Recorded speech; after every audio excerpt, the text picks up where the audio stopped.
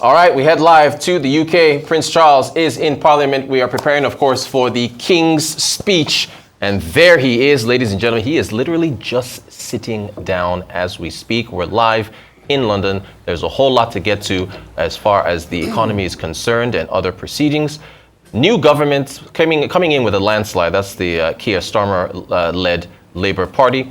And there is a lot that is going to be, we're going to be hearing from the King as far as the UK is concerned. He might make a football reference, maybe he won't. Gareth Southgate is gone, so it's all about new leadership. They're searching for a new coach right now, but let's focus on the UK economy and Parliament. Here he is.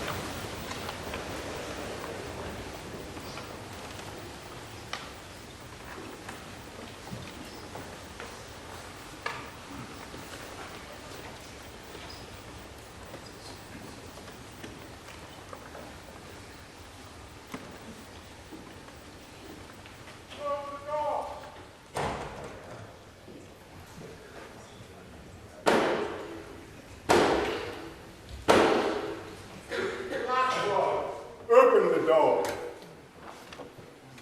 Blackrod!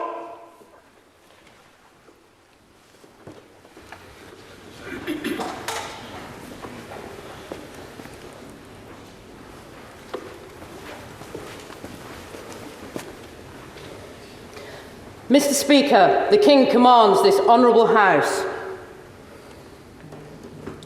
to attend His Majesty immediately in the House of Peers.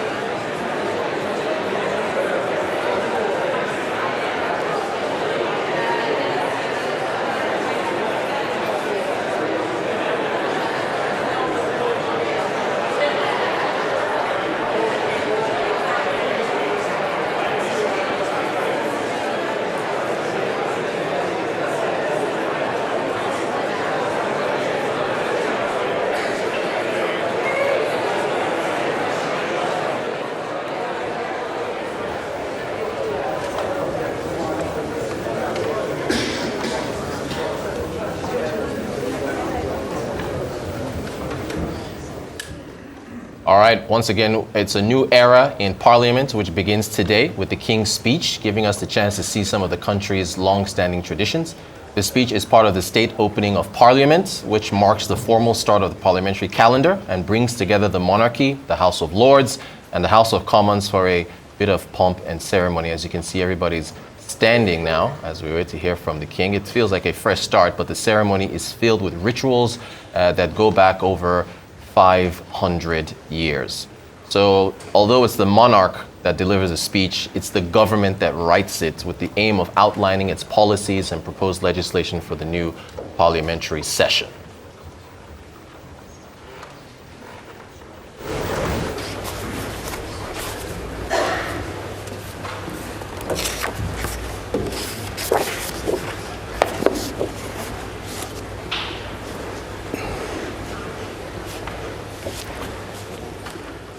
My Lords and members of the House of Commons, my government will govern in service to the country.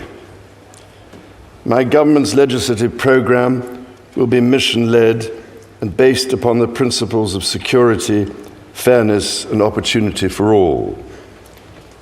Stability will be the cornerstone of my government's economic policy, and every decision will be consistent with its fiscal rules. It will legislate to ensure that all significant tax and spending changes are subject to an independent assessment by the Office for Budget Responsibility. Bills will be brought forward to strengthen audit and corporate governance alongside pension investment.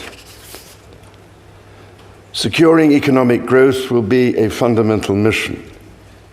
My government will seek a new partnership with both business and working people and help the country move on from the recent cost of living challenges by prioritizing wealth creation for all communities.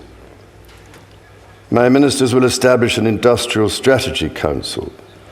It is my government's objective to see rising living standards in all nations and regions in the United Kingdom.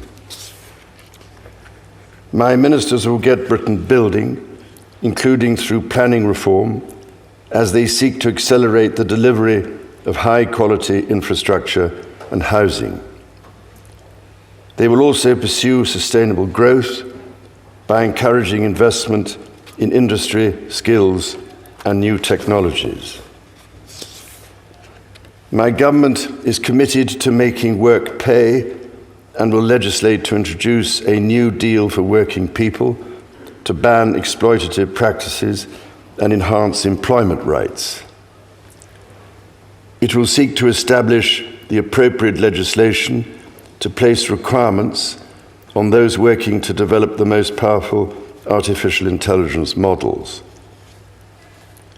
My government believes that greater devolution of decision-making is at the heart of a modern dynamic economy and is a key driver of economic growth, and my ministers will introduce an English devolution bill. Legislation will be introduced to give new powers to metro mayors and combined authorities. This will support local growth plans that bring economic benefit to communities. A bill will be introduced to allow local leaders to take control of their local bus services. My ministers will bring forward legislation to improve the railways by reforming rail franchising, establishing Great British Railways, and bringing train operators into public ownership. Taken together, these policies will enhance Britain's position as a leading industrial nation and enable the country to take advantage of new opportunities that can promote growth and wealth creation. My government recognizes the urgency of the global climate challenge and the new job opportunities that can come from leading the development of the technologies of the future. It is committed to a clean energy transition, which will lower energy bills for consumers over time. A bill will be introduced to set up Great British Energy, a publicly owned clean power company headquartered in Scotland, which will help accelerate investment in renewable energy such as offshore wind. Legislation will be brought forward to help the country achieve energy independence and unlock investment in energy infrastructure. A bill will be introduced to support sustainable aviation fuel production. My government recognizes the need to improve water quality, and a bill will be introduced to strengthen the powers of the water regulator. My government will seek to strengthen the border and make streets safer. A bill will be introduced to modernize the asylum and immigration system, establishing a new border security command and delivering enhanced counter-terror powers to tackle organized immigration crime. Legislation will be brought forward to strengthen community policing, give the police greater powers to deal with antisocial behavior, and strengthen support for victims. Measures will be introduced to improve the safety and security of public venues and help keep the British public safe from terrorism. My government will bring forward plans to halve violence against women and girls. My ministers will seek to raise educational standards and break down barriers to opportunity. Action will be taken to get people back in employment following the impact of the pandemic.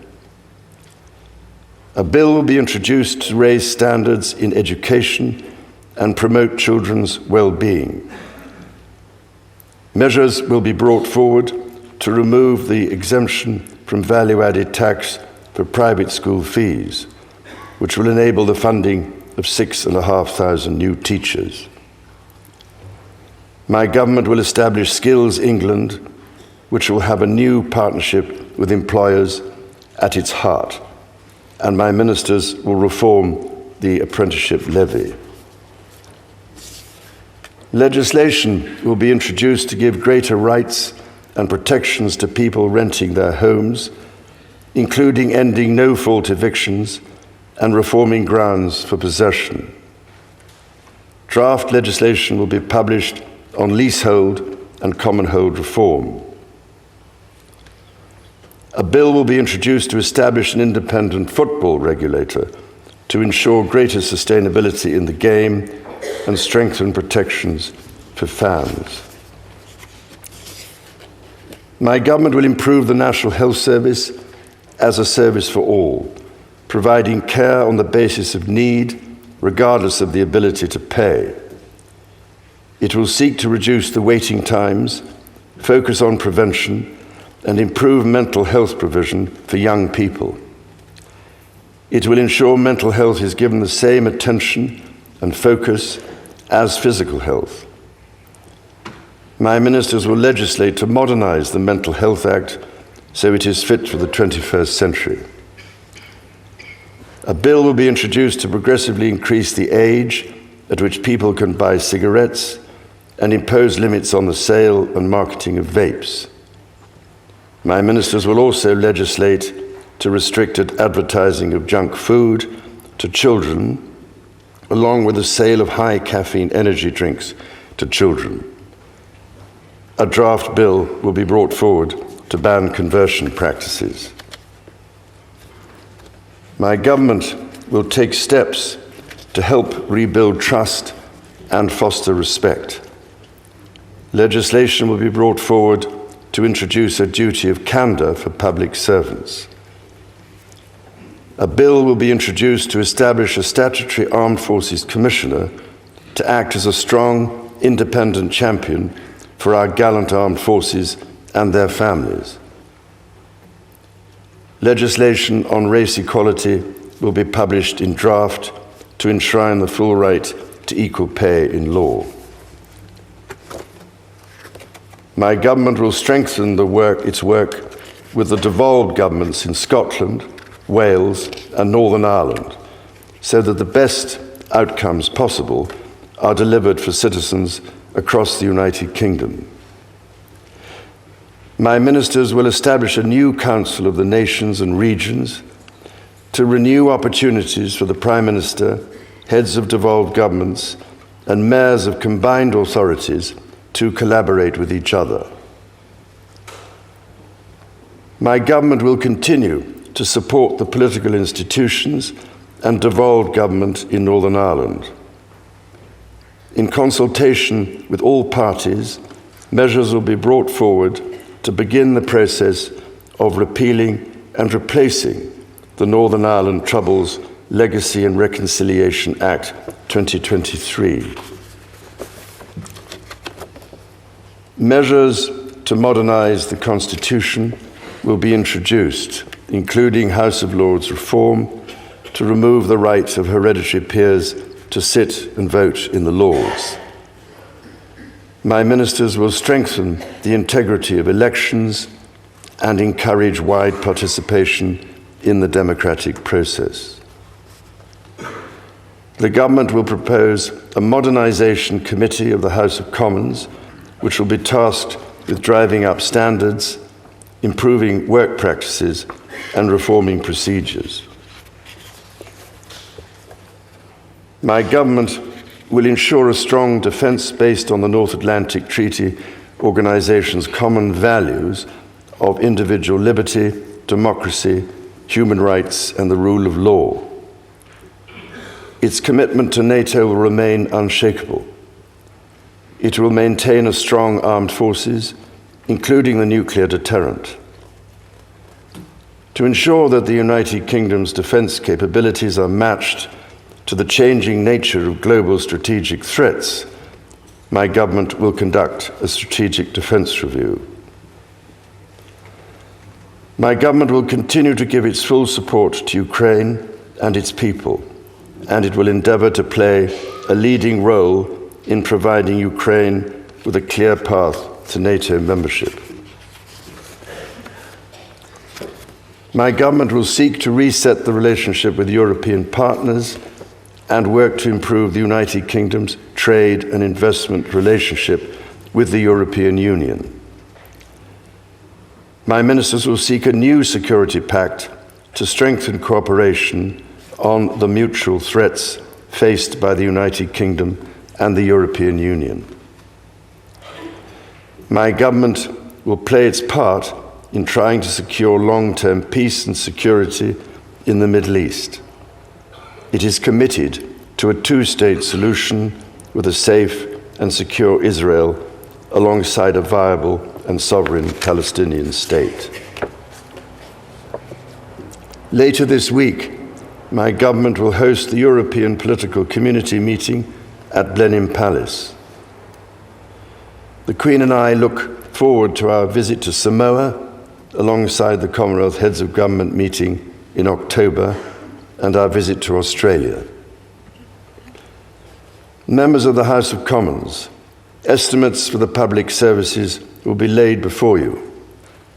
My Lords and members of the House of Commons, other measures will be laid before you. I pray that the blessing of Almighty God may rest upon your councils.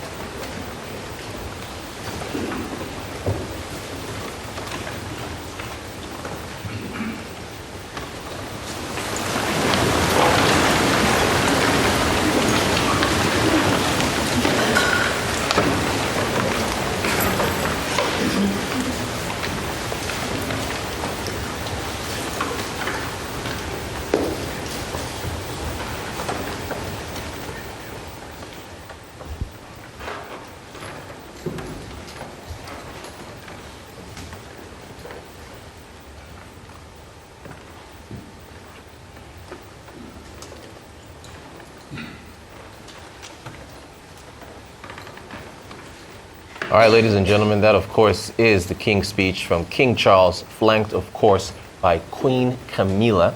He has just outlined the government's plans at the opening of Parliament.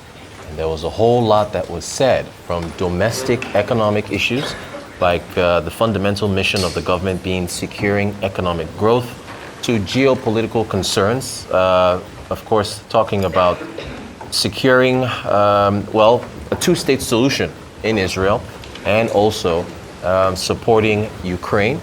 And you can see officials there heading out following the king. There's a whole lot for the government. Yep, that's the coach outside, which will be taking the monarch away after delivering those remarks. So once again, just for clarity, those remarks are written by the government, the new government, which of course is being led by Keir Starmer and the Labour Party, with respect to what lies ahead. And also, it's good to note particularly that spending for the government, spending outlays will be revealed later on, because as you know, there's been a whole lot of issues with respect to UK debt.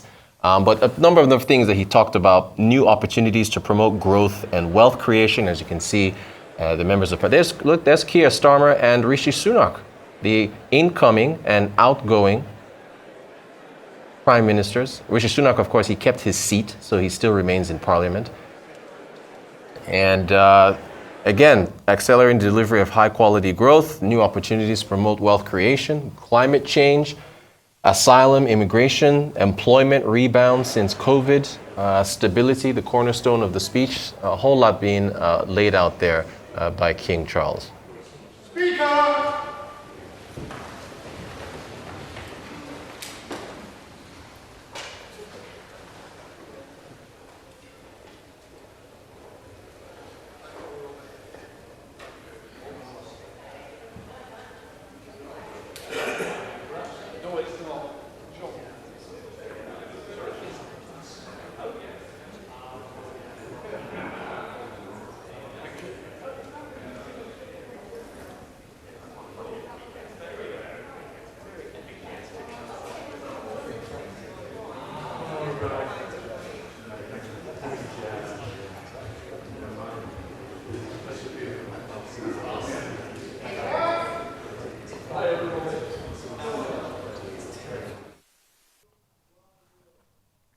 All right, proceedings continue. So as proceedings, of course, in the House of Parliament. So once the King's speech, which you just heard, is concluded, a new parliamentary session begins, and debates. There will be a vote on the speech, which is largely symbolic, and they will essentially, Parliament will begin the rigorous debates on the contents of the speech and the like. So the new government, of course, begins in earnest in the UK. Remember, high levels of spending, low revenues, high debts. There's a whole lot that Keir Starmer and the Labour Party have to put in place.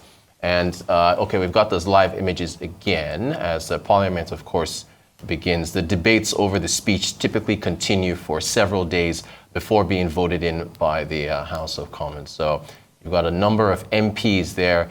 They're going to start the work. The work begins, ladies and gentlemen.